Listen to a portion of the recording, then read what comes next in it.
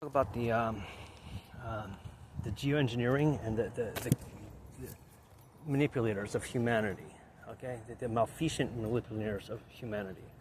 Um, the Bible was written for humanity to take charge of the earth in righteousness. Okay, not in evil. There's people taking charge of the earth in evil, and it's the majority of people. They're just completely believers of evil is good. This is out of the Bible. It says it's going to be that way, and it is that way. And the church and religious leaders are corrupt. They are not giving you what I'm saying. What I'm saying is quite opposite of what they're saying, and back it up with scripture. Believe it's not rewarding in the material sense, because we're being chided. People who speak this way are being decimated by the religious leaders who are corrupted. They're not humane, they're not rational, they're profane and evil. Even the word profane is in dispute. Generally, the people have concluded that nothing is provable, and a word like profane has no function, no value. Nothing is provable, and the word profane has no legitimate understanding. You cannot understand a word profane. That in itself is an apostasy. That's how they look at it.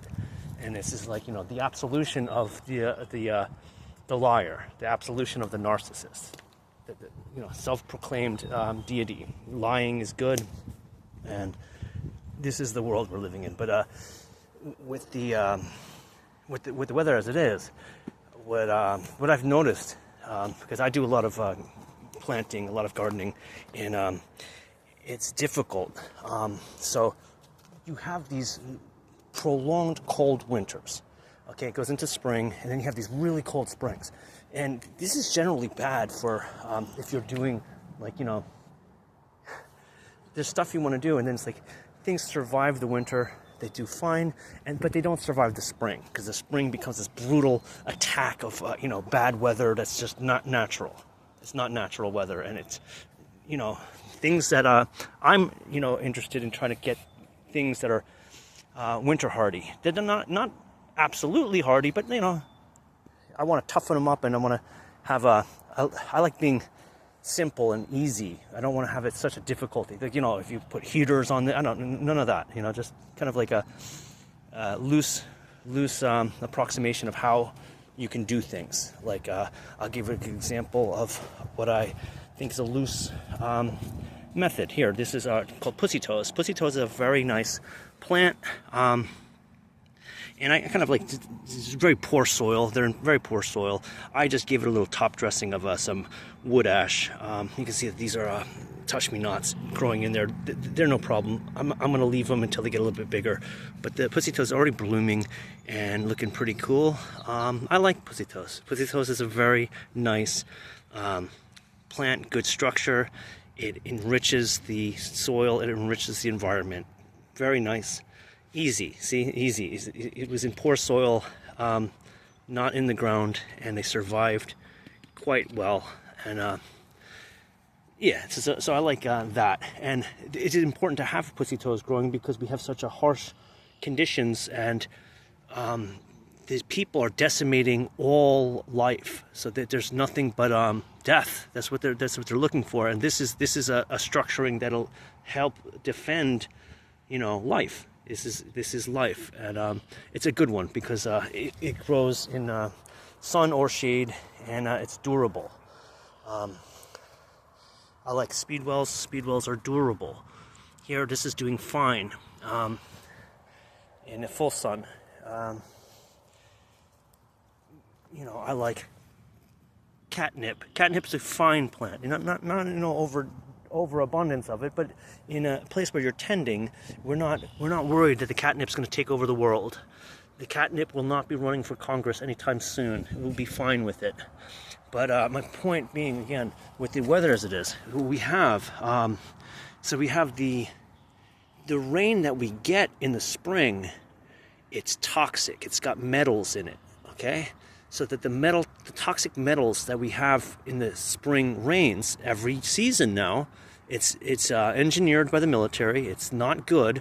It's protecting pathological narcissistic liars that are not good people, not good families. These are evil people lying to the public as if it's good, but it's even worse than it's just the toxic metals in the waters, and the freezing cold. This, whiplash. 60 degrees, 20 degrees, 60 degrees, 20 degrees, 70 degrees, 15 degrees. This is not good. But what happens even worse is then at the end of their little expenditures, they stop doing it, and suddenly in May it's like 90 degrees. We get these 90-degree weather temperatures, and the soil's got this metal in it that's also reactive. Like it's just so toxic, and you have winds. So all that together is then you have these plants. Like I'll tell you, they dry out so fast. We've had rain just recently, and normally, if you're just judging from normal, gauging normal behaviors of the ecosystem, you might think, well, you don't have to water because we just had rain 3 days ago, and we've had rain, back and forth a lot. So it should be good, right? No, not with the wind and the heat and the toxins that are in the waters. And so we're getting this effect that these pots drying right out, and this has happened now like the third year in a row, pretty drastically, even more so every year. It's getting more drastic every year, and it's like surprising level of dryness. Like, here is a pot. This soil's not very good, but it's dry. It's bone dry. Look how dry that is. It's total powder. And there's actually some moisture in here. These are not the strongest of plants. This is probably tansy. That's what it is. It's I threw some tansy in some poor soil, and they actually survived kind of with neglect because I wasn't watering them. These pots dry out. It doesn't retain much moisture, and the heat we had is devastating on them. Will the tansy come back? I don't know. I don't think so. I think there might be a little shrivel of hope that there is some tansy in here. Tansy is a pretty strong plant. If I have a few tansies, it'll be okay. You can see that perhaps I have some seeds over here, some tansy seeds, and the tansy seeds actually do fairly well to propagate themselves. But the thing is that this heat and the toxicity in the water, it's a very bad thing, and I think it can be understood that many of the people doing this are just selfish, arrogant, stupid people who are dishonest. They're very selfish. They're very dumb. They don't, I saw somebody, he's telling me he's a nuclear engineer. He's working on nuclear planes, and he's such a smart guy, and I'm too stupid to even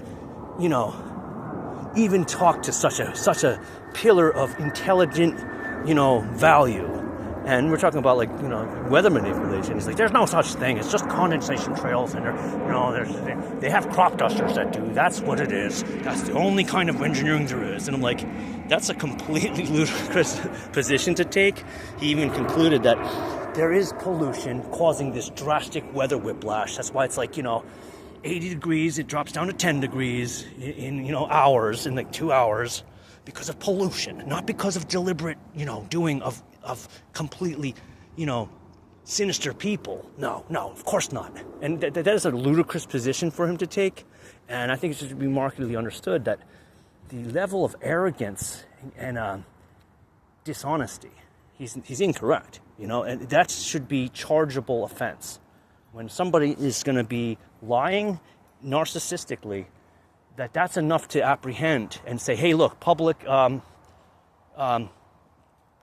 recognition. This is not a rational. This is a sick individual. This is a dangerously poisonous individual. That's my point. Is it's a poisonous, dangerous people, and that's the important thing to recognize. In our modern day, we as a people have a responsibility for the earth and for each other. And when you have a profane, lying, narcissistic people, we have to recognize them for what they are. They're dangerous and poisonous. And you see that, like I'm explaining that even to the very life of, everything, it's toxic, it's poisonous. They're here doing absolute devastation without cause, only in showing the negligence of the people. We need to take hold of this and recognize what's going on.